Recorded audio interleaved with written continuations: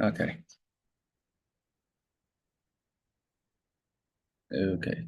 No, not this. Sorry. Stop share. Share. I think it was this.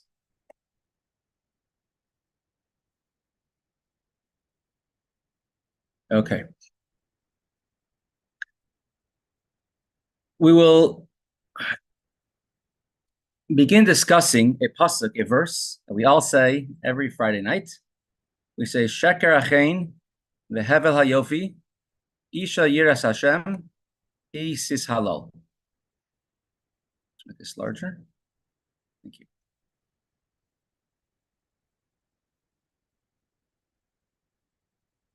Charm is deceptive, beauty is in vain, a God-fearing woman is one to be praised.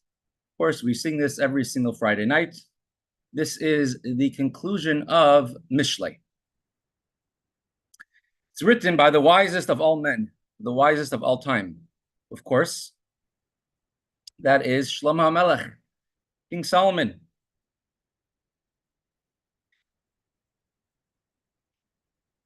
Now, when the Gemara discusses, Masechtas and Hedrin discusses this pasuk, it actually gives an explanation that every word in this pasuk, in this verse, is discussing of a different generation. When it says, Sheker Achein v'Hevel Hayofi, charm is deceptive. Yasi Shalom Aleichem Anishma. What does that mean? You know, we're approaching right now the Yom Tiv, the holiday of Shavuos, during which we mark the giving of the Torah. So what is our commitment to the Torah? More specifically, and more particularly, at least what's for us, to our connection, which is studying Torah, not just appreciating it, but spending time with it. You might say, I need to earn a living. It's too late for me to learn Torah.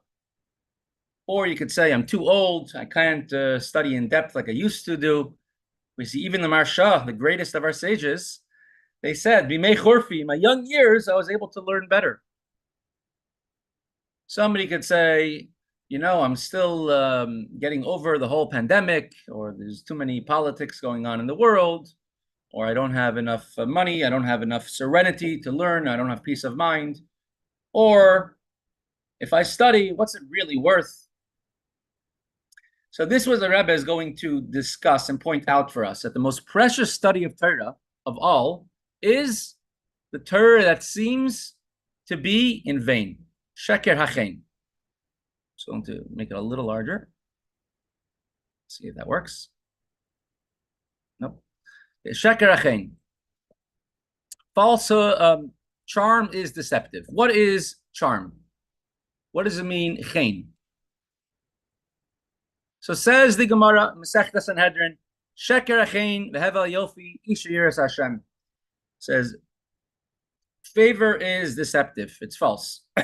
Zed Dorish Moshe. It's going on the generation of Moses. V'Hevel Yofi Zed Dorish Yeshua, and beauty is in vain. This is generation of Yehoshua.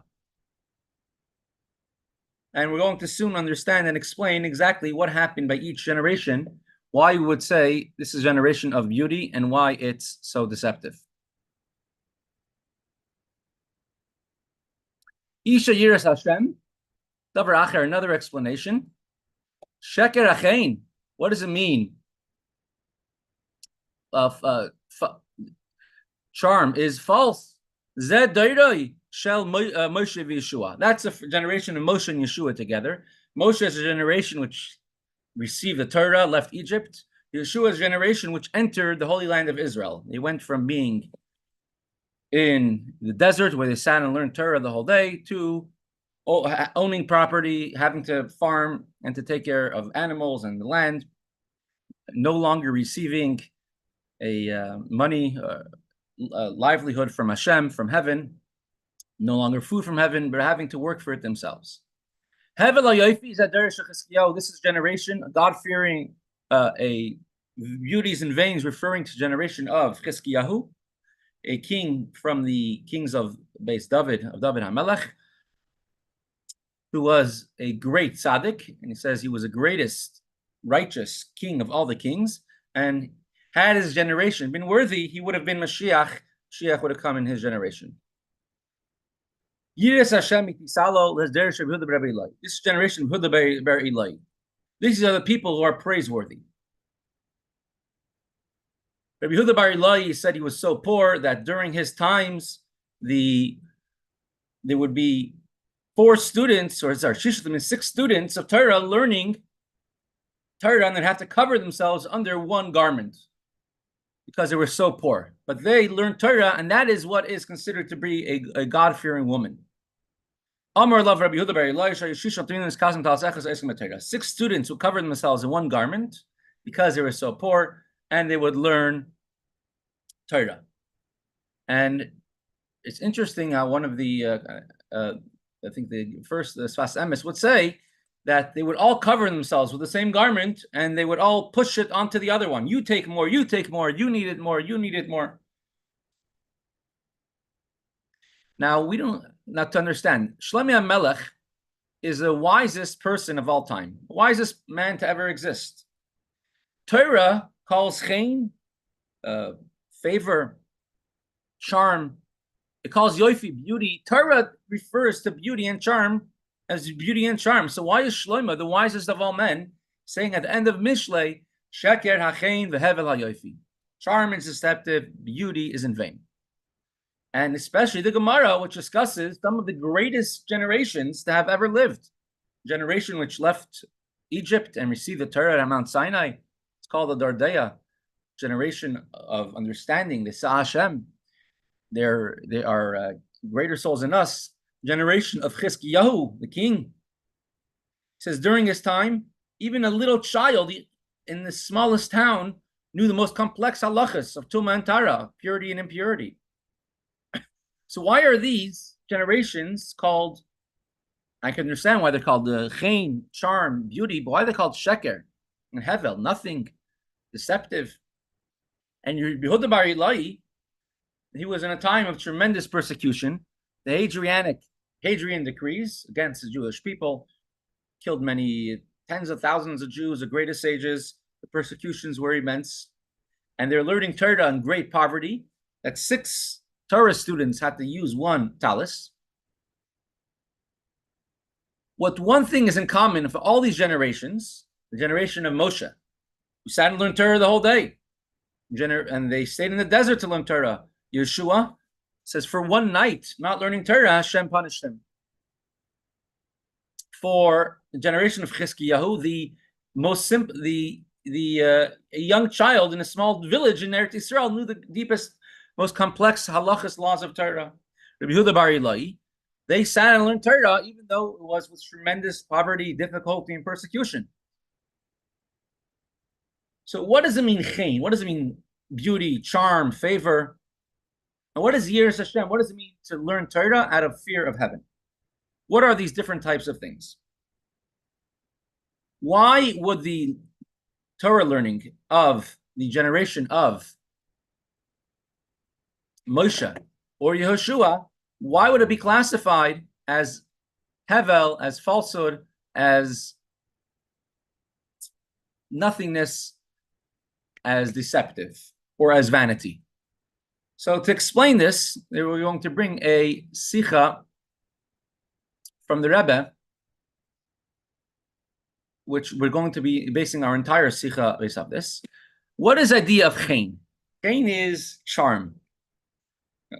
It's some people, which they get up in a crowd, everybody will stop and listen to them. What do they have? They have chen. They have a charm. You can say they have a charisma. It's not something that you could quite explain. It's not something you could actually really learn clearly how to do. It's something that's usually innate. And if someone is charming enough, they can convince anyone of anything, most people of anything, that something not good is good, something good is not good. That's the idea of chen. Chen is charm. Is a famous line. Chen hamakam hateshvav. People will always find something good in the place that they live. Wherever they live, they can always find something good, and they appreciate it, and they love it. and grandfather was born in the little town of Neville in Russia, and the water in America is never good as the water over there. The bread in America is never good as a bread over there. People always find something good in the place they live, and you see that it's very difficult for people to move. And there's other things that also says a person will have chen. A person will find favor in it. It's not something always rational. Yoifi, beauty, is something that you could explain. You say beauty fits into these and these rules. After the Eliyahu Hanavi, after he didn't die because he went up to heaven alive in a chariot, but after he left this world, and his student, his top student named Elisha, succeeded Eliyahu Hanavi, Elijah the prophet. Elisha succeeded him. And the people of Yericho came to Elisha with a problem. So we used to go to Eliyahu Hanavi, Elijah, and now we have an issue. The problem is, about on the page here, the people of the city of Yericho said to Elisha, we love the city where we live, because you see how beautiful it is. However, the water is bad, the land causes people to die. And he told them, take a brand new clay jug of water, put salt, which usually makes water bitter, put it inside. And then he says he went out to the water, and he says he threw the salt into the water, and he says, I will cure these waters, and will no longer be maves umshakeles. No longer will there be death or bereavement coming out from these waters. And the water became better until this day. And the people of the city said, this city is very good, and the water is bad. Now, if the water in the city was bad and was making people sick, what could be good about the city? But rather, we see that every person has something good and something appealing about the place where they live. It's charming to its residents. And it's sort of a gift that Hashem gives to people in order that people should not feel unhappy the entire time. Similar, it says that Hashem made chen isha al baila. A woman should always find favor in her husband's eyes. Even if nobody else could appreciate it, the husband appreciates it. It doesn't necessarily have to do with physical beauty, and has more to do with the husband just appreciating the greatness of his spouse, of his wife. A similar thing, he says, when someone purchases an item, he's always going to find something good about it. So a person could explain why they think something is pretty, why they think something is nice. Okay, that's yoifi, beauty. Chen is charm. It's an attraction. Attraction is not something you could quite explain. People could live in a city where it's bad water, bad weather, where other things, it could be war going on.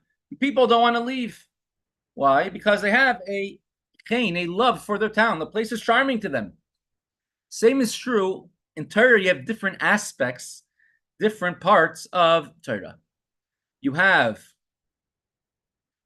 a part of Torah which is yoifi, beautiful. Beautiful means that a person can understand, can explain why they enjoy this part of Torah.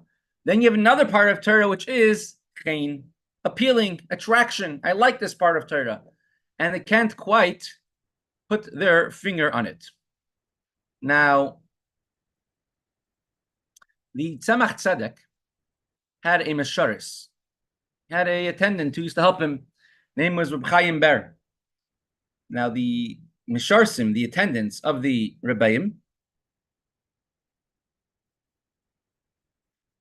were generally more of the simple people, more those who did their job without asking or probing too much. And there was one of the attendants of the helpers of Tzemach Tzedek. His name was Reb Chaim Ber. He had a set time every day where he learned medrash, simple medrash, or Shulchan Aruch, which he understood. And then he would learn Zohar. He did not understand Zohar, and rather he would read the Zohar every single day to himself. And later on, one time he was asked, what do you enjoy learning more? The Shulchan Aruch or the Zohar? He says, the truth is, I understand what I'm learning in halacha. I don't understand what I'm reading in Shulchan Aruch, but I like the Zohar, which I'm learning much more.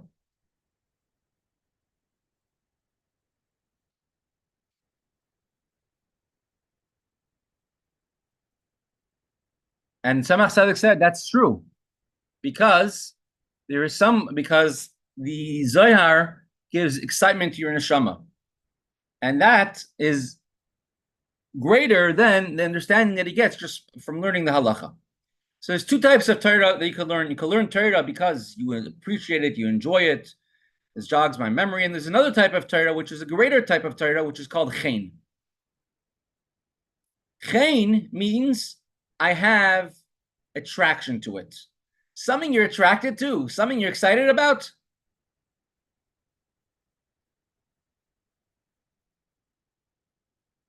Is something that you cannot help but to feel passionate, excited. Person grows up, his favorite singer, Mr. Mordechai Shmuel, is coming to town. He grew up with it. He's going to do everything he could to go see his favorite singer. Something you have a chen, that you're attracted, that you want very much, that you're going to do everything you could to achieve that, and you're going to do it with excitement. That is the idea of chen in Torah. Learning Torah, it's the best type of way of learning Torah, seemingly. If you're doing it and you're excited about it and something that you're passionate about, you'll be successful in. As it says, the Torah was given to the generation which left Egypt and ate the man. Ate the man, the food from heaven, because they were so passionate that they wanted the food from heaven. They wanted more and more of it. They wanted to be connected to Shemayim. It wasn't like, oh, I'm forced every day I have to learn this amount. It was excitement. And they were very successful. They were called the Derdeya, generation of wisdom.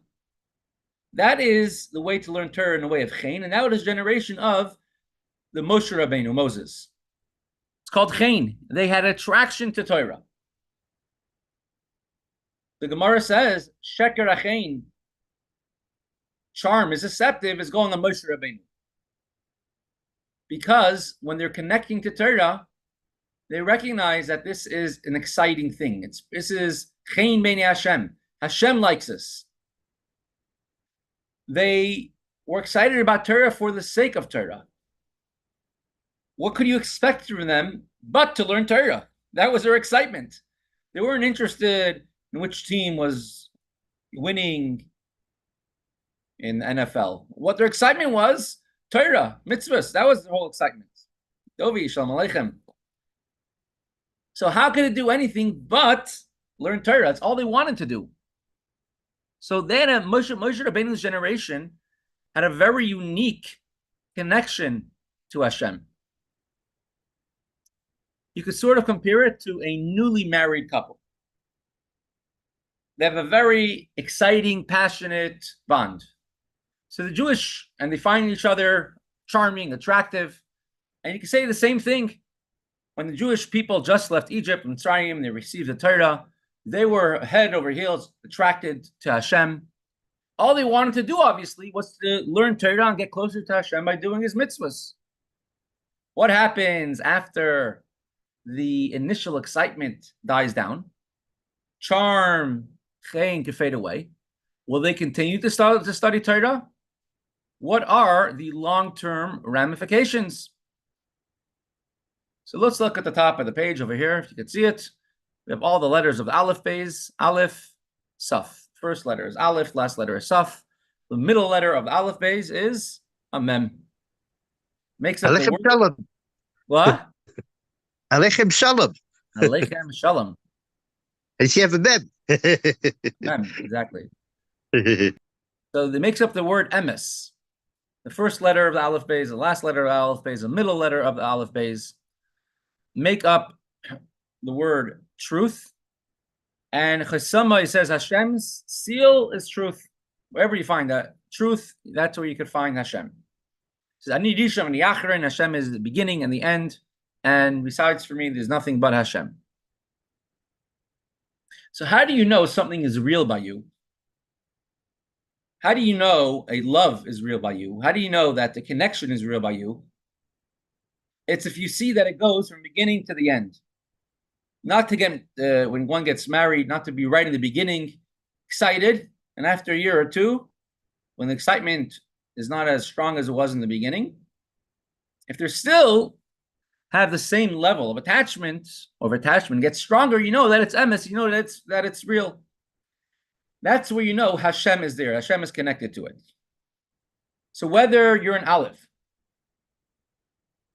the highest level, when it comes to a Jewish person, you could say it's a person who's doing everything right.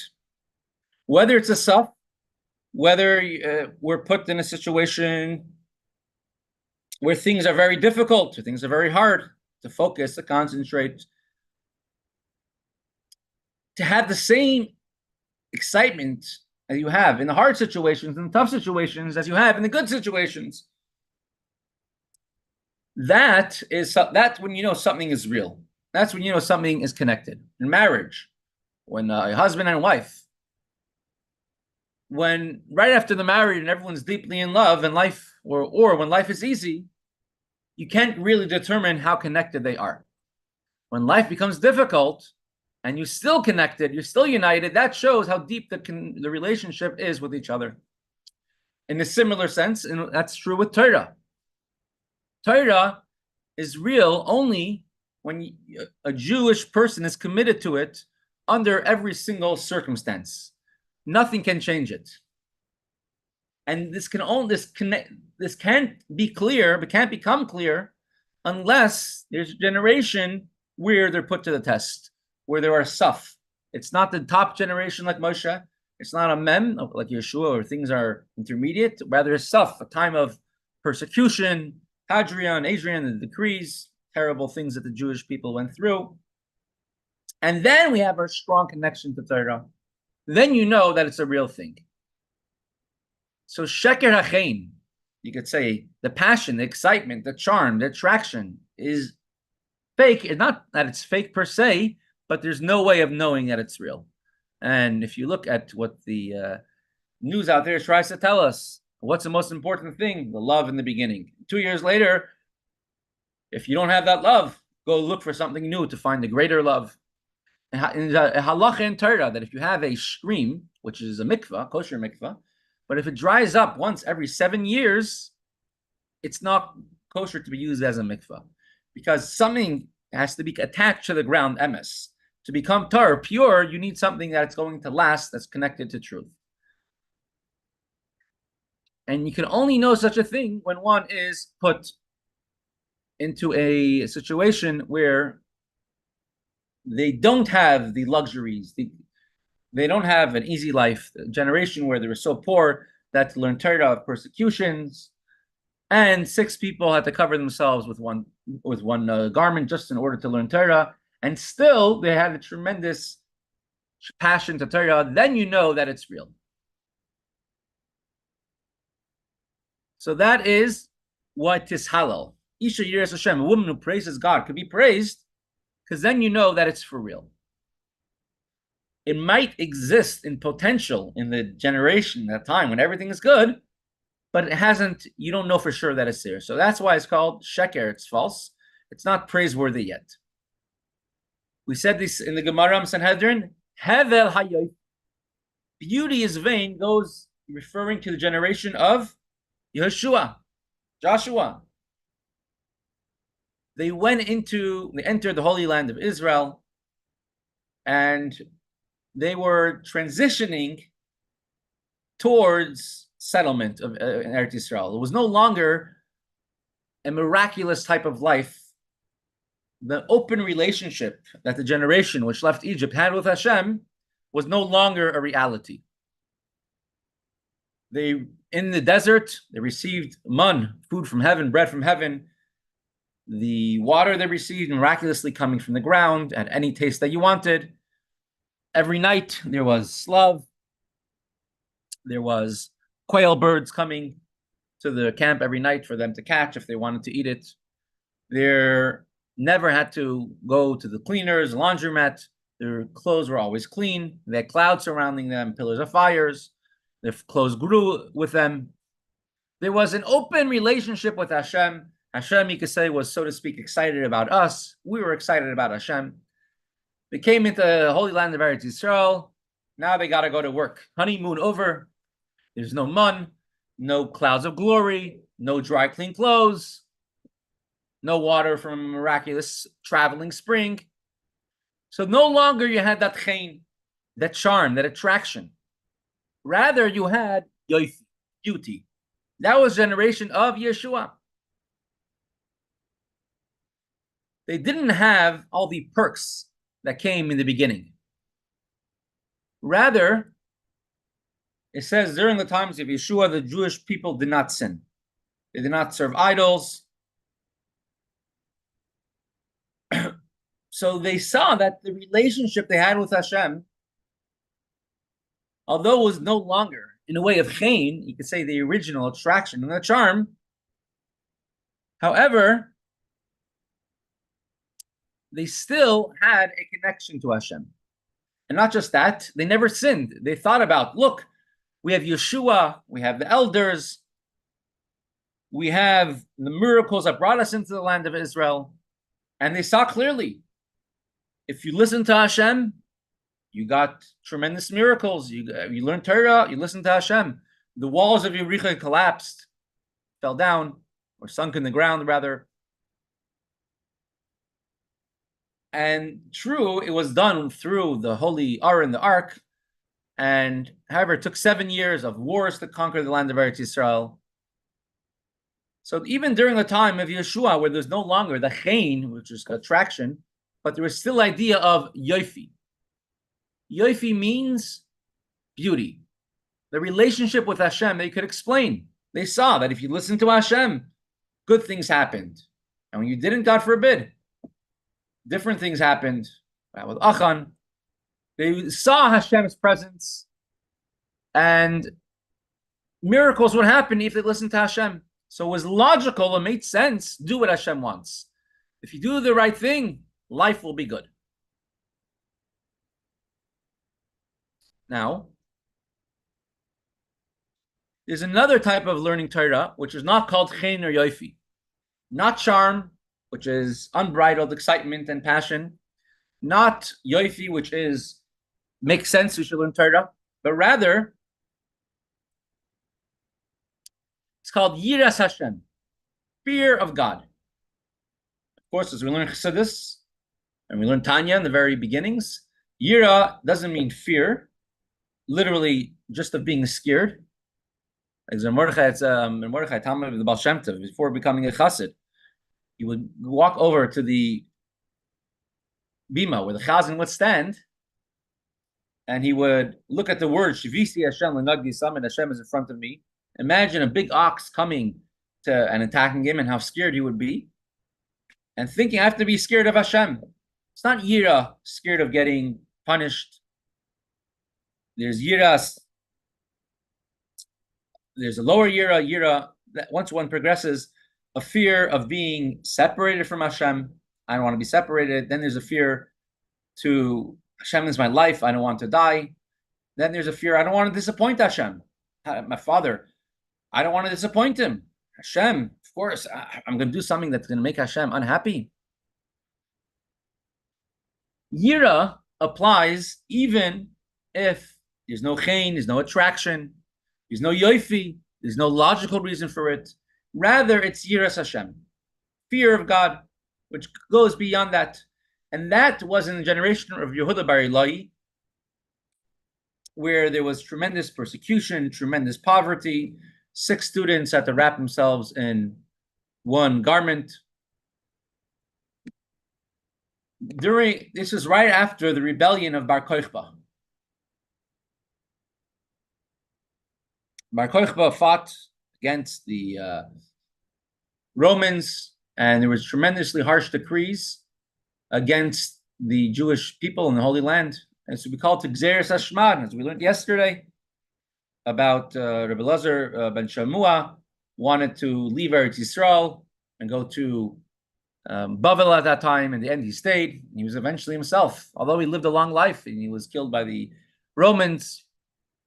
And he wasn't Hitler, God, or all of our enemies, all over whether it's Hamas, Hezbollah, Ashaf, or whoever they are. They weren't the first ones to try solving the Jewish problem. And Adriana's case, or Adrian, tried doing the same thing. And he made decrees about Bris Milah, about you're not allowed to give smicha, appoint Jewish leaders, you're not allowed to keep Shabbos. In the area of Yerushalayim, he built a city full of idols, called it Alia Capitolania. He built for the pagan god, false god Jupiter. He built on the Beis Hamikdash, on the Temple Mount. He built a temple for that. And that's what caused the Jewish rebellion in the first place. Whoever didn't listen was tortured, was killed. It's time of tremendous, tremendous persecution.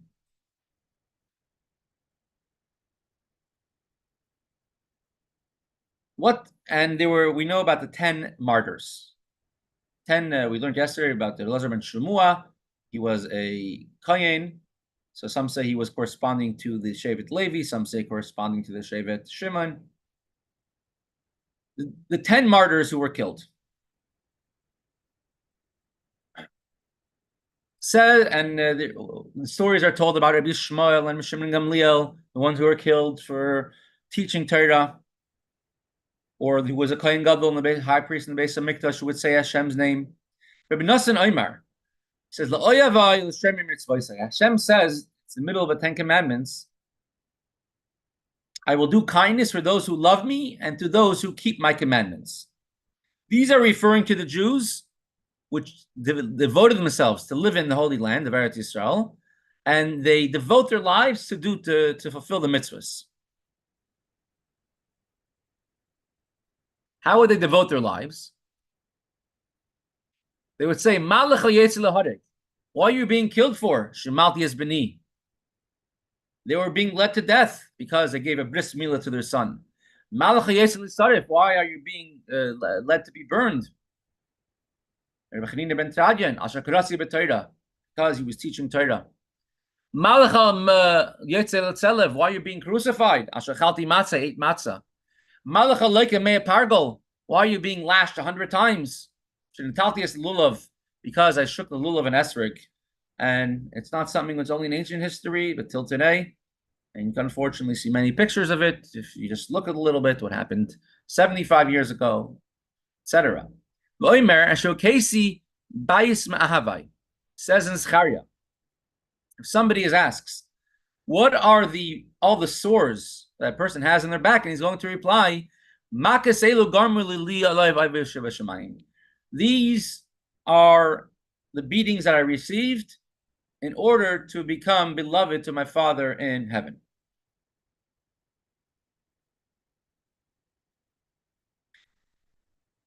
The Rashbatz, the teacher of the Friedrich Rebbe, one of the greatest Chassidim from times of Tzemach Tzedek and onwards. When he became a Chassid, he was one of the top students of Hershel, the Rebbe Slutzk, and he was beaten when he became a Chassid. It was very difficult. And they would say, but the bruises that he got from there were the most precious things that he had on his body. He says, are you a chassid? He says, look at my body. Look at what I'm suffering, what I suffered in order to become a chassid.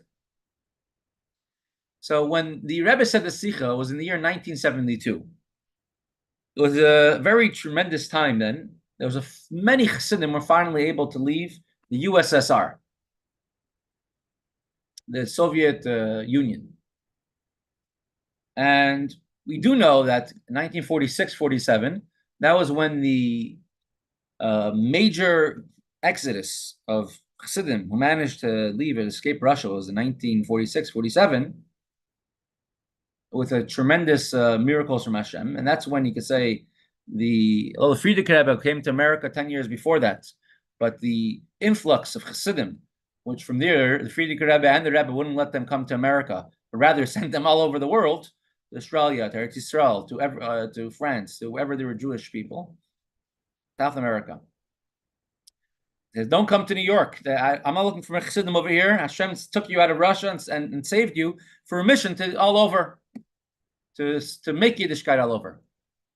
But then the Iron Curtain closed, and Stalin was still living. And then in 1972, that's when suddenly several 100,000 Russian Jews were allowed to leave Russia, including many Chassidim were finally able to leave the USSR. And the Jewish world was shocked to see that you have Jews leaving Russia, talking about more than 50 years after the revolution. There hasn't been a legal cheder in Russia for who knows how long. And Jews, fully observant Jews, with beards, with yarmulkes, Torah scholars, and they're leaving a country where if you missed a day of public school, the parents would be sent to Siberia, the children sent to an orphanage. If you gave your child a bris, any child a bris, would be shot by a firing squad. And Jews, Yiddishkeit, Chassidim, especially Schneersonists specifically, were persecuted with an iron fist. And they're coming out of Russia here in 1972, and you see that they were able to come out as Chassidim and would fit right into any place they came. And when the Rebbe spoke this particular talk, which we're learning right now, many of these Chassidim who just left Russia were present there, and there was a tremendous excitement. All they wanted their entire lives was to see the Rebbe, and finally they're getting to see the Rebbe for the first time. And so the Rebbe spoke about the idea of persecution, Mesiras Nefesh, and that's how you see something is real. And the Rebbe compared this generation of those who left Russia in the 70s and still were staunch Yidden, Chassidim, to the generation of Rabbi Yehuda Bar Ilai, called the Dera Shma, the generation of persecution. It was interesting. The Rebbe paid personally for many of them to come in for Tishrei of that year, and the Rebbe gave them tremendous favoritism, you could say. One of them, the Rebbe stopped having fabringins on Sukkos in the Sukkah because the Sukkah was too small, it was very packed. People got hurt. And then one Chassid, Moshe Nisolevich, when he's in Chiddush by the Rebbe, he asked the Rebbe before Sukkos, which even then it was very unique. So he asked the Rebbe, made Shachiyanu for seeing the Rebbe the first time, and he asked the Rebbe, will there be a Maimer on Sukkos? And the Rebbe says, we stopped saying a Maimer on Sukkos because we stopped for bringing on Sukkos because it's a sakana, it's a danger. He tells the Rebbe, how could we have a Sukkos without a Maimer? So the Rebbe came in to the shul on the first and second day of Sukkos that year, 71, 72, and said, so it was Lamed Gimmel. But the Rebbe said a Maimer 8 o'clock in the morning, from 8 till 9, and the Rebbe left, or 8 to 9:30, and came back down to shul 10 o'clock. Tremendous Maimer, Aluas Hashem Kol Goyim. When it came to Tkiyah Shofar, the Rebbe said they should all stand in his place on his bima with him. And the Rebbe sent them to go visit certain G'dolei Yisrael, great Torah scholars. One of them, one person the Rebbe told him to go visit was Moshe Feinstein. Of course, I'm saying it doesn't need much introduction. But Moshe Feinstein, the Rebbe actually sent an introduction to everyone who was sent. So, for example, to Lippe Klein, still around, living in Nachas Chabad, the Rebbe said he should say that he's for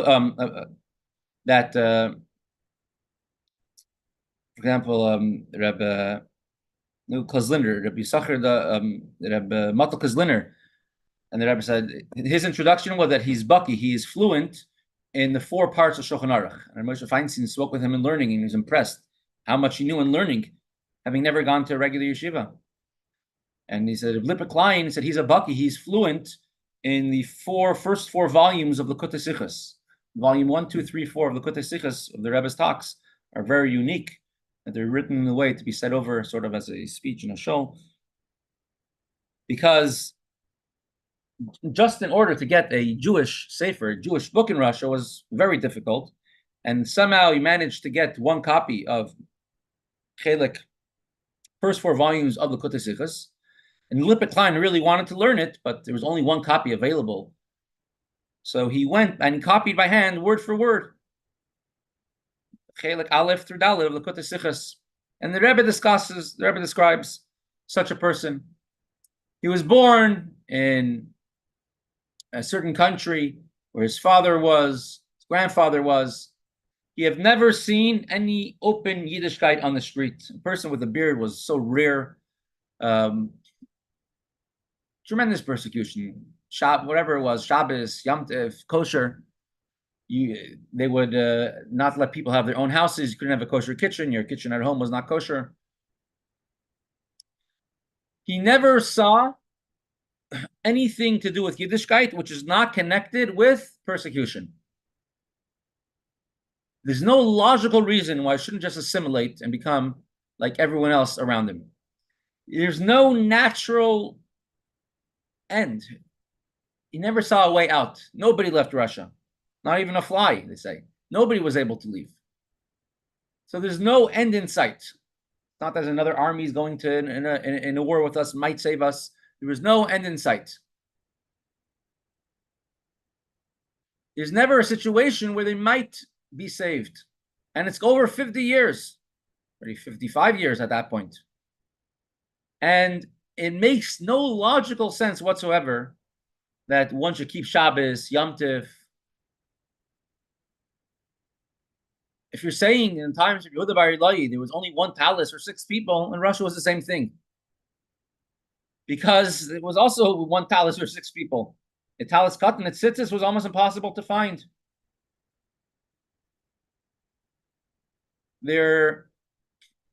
And still, just like in times of Yehuda Bar Ilai, they would learn Torah with all these hardships that they had. They also, they're coming from this country, from Russia, and also they learned Torah. You can ask me, what did he see in Torah? Did he have that passion and excitement of the generation? Did he have that chen, the attraction? Did you have the yofi? Any sense? Did it make any sense? Why did you learn Torah? Did you see any gain out of it? He says, I never witnessed anything good coming out of my learning of Torah in Russia. He goes out to the streets, and who does he see? Oyev misnakim, many enemies trying to get him. When he comes home, he needs to be careful what he says, because they would have listening devices in people's houses. They would put in neighbors that could listen through the walls. He can never speak normally. They would put informers by every place, and there's dozens or hundreds of stories about every one of these examples that we're saying. It's possible that he could be arrested, tortured, interrogated, sent away. And, my father had at one point in the 1970s came out from Russia, Simcha Gorodetsky, and the sufferings he went through over decades in prison, it's indescribable. First sentence to death, but they tortured him. They put a light bulb under his chin that if he fall asleep or lower his chin, it would burn him. Tremendous sufferings. It says even about Hanani, Mishael, and Azariah, who were thrown into a fiery furnace in times of Nebuchadnezzar, as we learned in Masechta Megillah, that famous day. Daniel, Mishael, Azariah, the Valley of the Dry Bones, all these things took place that day. It says that if they would have been tortured, they would have bowed to the idol. The Gemara knows what would have happened, and the Rebbe says these people who came out of Russia were in a situation where they were in Akduhu. They were being tortured, and not just once, for decades. Nebuchadnezzar was a king who destroyed the Beis HaMikdash. He made a massive idol, which symbolized how he will be eternal, and he commanded everyone to bow to the statue. When the music played, and everyone bowed, but Hanani, Mishael, and Azariah, 3 Jewish princes. And although they were sort of blended in the crowd, there were people who told Nebuchadnezzar about it, and he came and he saw for himself. And he told them, I'll give you another chance, bow down. And they refused. And he threw them into a fiery furnace. And the heat was so hot, it burned those who threw them in, but they survived. And it only burnt their bonds. So this is a staple in life about Mesiras Nefesh. Self-sacrifice. Now, the story of Hanani, Mishael, and Nazario is a one-time thing. They weren't beaten, they weren't flogged. The Gemara says it wouldn't have been able to withstand the pressure.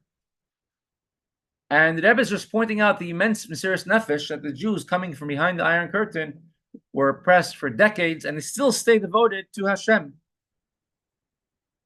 He didn't see lo chen, v'lo yofi, no charm, no beauty, no excitement, nothing logical about it. And it would happen, and it's happened many times over there, where they would arrest the parents, take the children, put them in an orphanage, and so they would anyways do whatever they wanted to the children, whether you liked it or not. And when they were taught, you had to make excuses. They're sneaking out of the house. The authorities would come. Are you going to school? And they had to learn. There wasn't standards, and there weren't school buildings or crossing guards. No teacher, no yeshiva, nothing. What type of Torah could they have already? And this is not called yofi, beauty, not called chen. You don't see anything good in it. He asked him, what are you doing it for? And what does he answer? Elikim ani yarei. I fear Hashem. As it says, Isha yiras Hashem itis halal. Rabbi Zaltzman, who's now a shliach in Toronto, he was born in Soviet Russia, and he was part of the community in Samarkand, was an active member of underground Jewish activities, and he was 15 years old in 1971. Finally, they received a permit to leave Russia and went to Eretz Yisrael, and he went to 770 for Tishrei. On Chol HaMoed, there was a sudden announcement that went out that the Rebbe wanted to see everyone who just came out of Russia. The Rebbe wanted to see them. So all of them gathered in front of the Rebbe's room. And the Rebbe let them in. The Rebbe was learning a sefer with his glasses on. And the Rebbe asked, is everyone here? And there were about 30 of them. So it took time for everyone to come. And afterwards, the Rebbe took off his glasses, closed the book, and he says, I want you to go see the Moshe Feinstein. And the Rebbe told them, I'm just going to say more details, tell her Moshe Feinstein the way that it was. Don't be humble about the way it was in Russia. I want him to know how Chassidim survived in Russia. Now, Moshe Feinstein himself left Russia in 1931. He was a Rav in the city of Luban. Now, Rabbi Zaltzman says, I came from Russia. I never in my life heard of Moshe Feinstein. I never heard of him. Although in America, he was so well known, everybody knew about him. He says, but we never heard about him. So the outside, they went straight from the Rebbe's room. There were cars waiting outside. One of them was a Rebbe's car, and they went straight to the Moshe Feinstein. He spoke with adults. Somebody told them about Rabbi Yankel Notik, Yankel Kirslaver, that he is a Baki B'Shas. He's fluent in entire Shas, which he was a tremendous Goin, tremendous Torah scholar. And Moshe Feinstein asked him, is it true that you know the whole Shas? Whole Gemara? He says, not all of it, just half. So he says, which half? So he asked him, ask me a question, whatever half you want. And Moshe Feinstein asked him a few questions and smiled. Then he moved to the young boys, 15-year-olds, 16-year-olds. What are you studying now? So he said, they're studying now Masechta Kiddushin, Perek HaOmer. And he started asking a few questions about the Mishnah. And they started answering him what the Tosfos said, and he started to cry. So Rabbi Zaltzman says, I had no idea. I never heard of Moshe Feinstein before. I'm assuming he's some big person, and he's crying. Did I insult him? Like, what happened? But then he realized that Moshe Feinstein was overcome with emotion. And Moshe Feinstein knew the persecution in Russia from the 30s. And he realized, we're talking about 40-something years later, and his students, they could be proud that they have him in his own yeshiva coming out from Russia. So he asked them, how did he do it? One person answered, because we got together from time to time, we had farbrengens, we had longing for the Rebbe, and then Rabbi Yankel Nutik answered, did we have any other choice? Or anything else we were able to do? We had no choice. In other words, being a Yid is not a choice. It's not like we have a choice. I choose to be Jewish, not to be Jewish. This is what it means. Isha Yiras Hashem Itasalo. A woman who fears God is praiseworthy. A woman who fears God is emes. It's true. It's not sheker. It's not false. It's not hevel. It's not deceptive. It's not vain. So say that sheker achein hevel yofi. False is vain and deceptive is charm and beauty, and true is a woman who fears God. Why do we say tishalal? A woman who fears God is praiseworthy. It's not the opposite. It's not the antonym. The antonym of false and vain is true. So a woman who fears God should say it's truth. Why is it saying Isha Yiras Hashem? He says halal. A woman who fears God is praiseworthy. What does it mean praiseworthy? Do I have to praise myself? Yeah, everyone give yourself a nice pat on the back. Praising is effective and appreciated if someone else gives you a praise. For example, how Yossi, how dedicated he is, and Rabbi Karp, how much he knows, etc. Dovi's great yichus, Mr. Nadich, even in Florida, is joining in, and Moshe, and who learned from Rabbi Posner, and Mike, who's works a whole life 16 hours a day, and now learns 16 hours a day.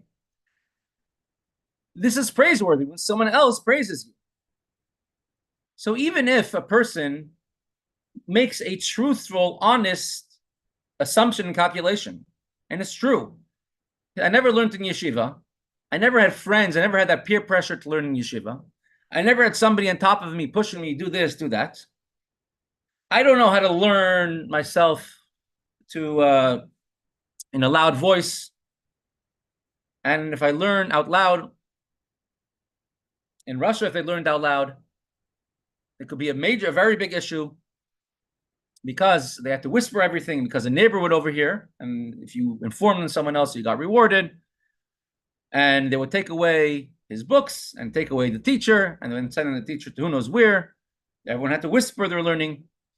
It says, what greatness can my learning be?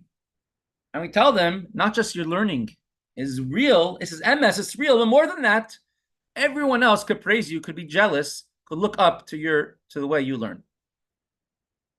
Your learning did not only affect you, it affected everyone around you, that they have to recognize you. Look, these are the people. You're not expecting reward in this world, not expecting reward in the world to come, but you have a free moment where one could learn the Torah of Hashem.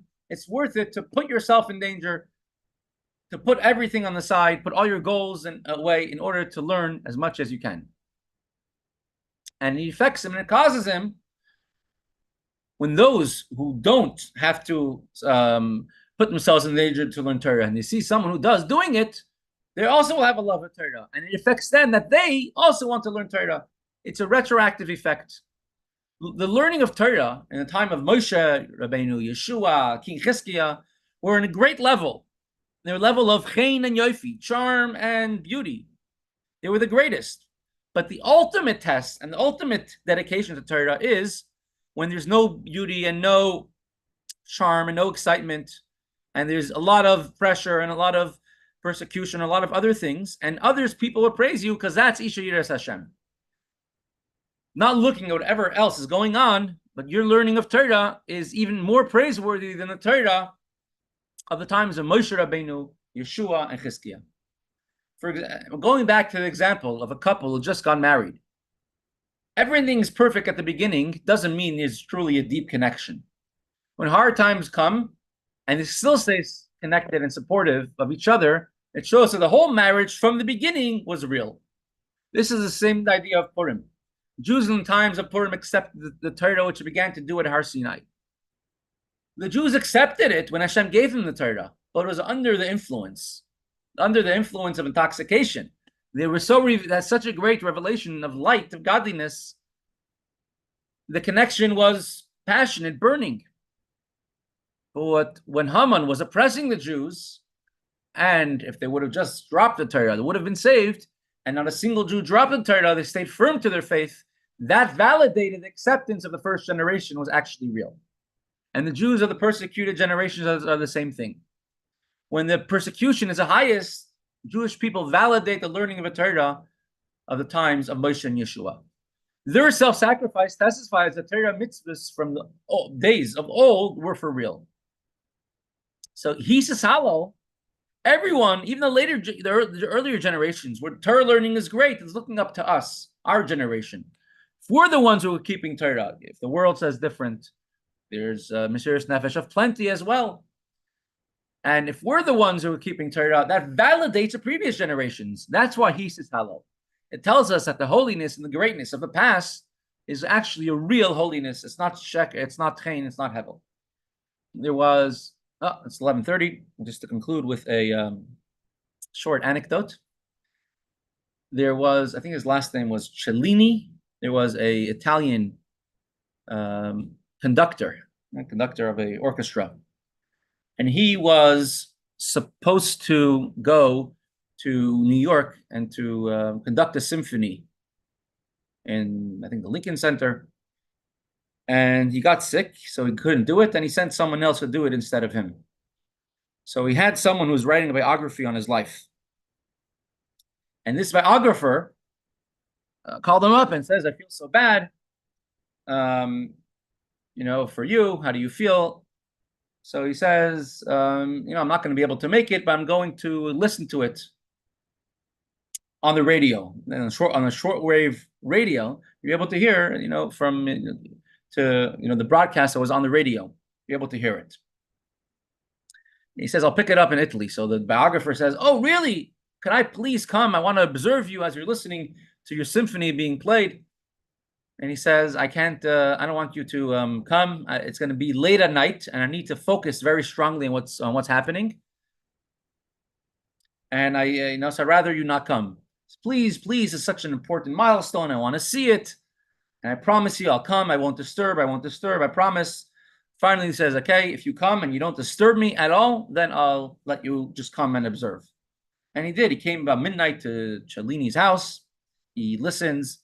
He stands on the side. He doesn't interrupt him. And he hears a shortwave radio, with all the static and the grinding sounds coming out of the radio. And after the whole thing is over, he asks Cellini, "So what is your impressions of it?" He says, "It wasn't great. It was a waste of time. And besides, they were missing one cello over there, or one violin." And he was shocked. He's like, "What?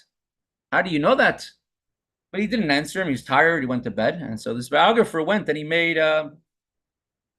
investigations, and he called up and he found out that one of the members of the orchestra of the symphony, which is over 100 people, 120 people, one of the violinists or the celloists, one of them was missing that day.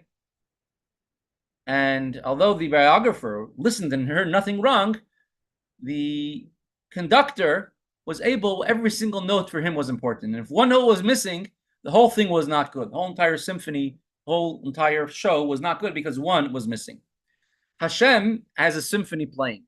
Some people have a loud part, some people have a low part.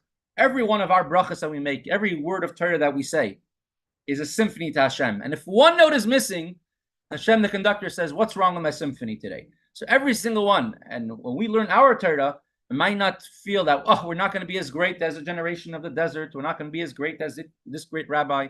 I have all the cards stacked against me.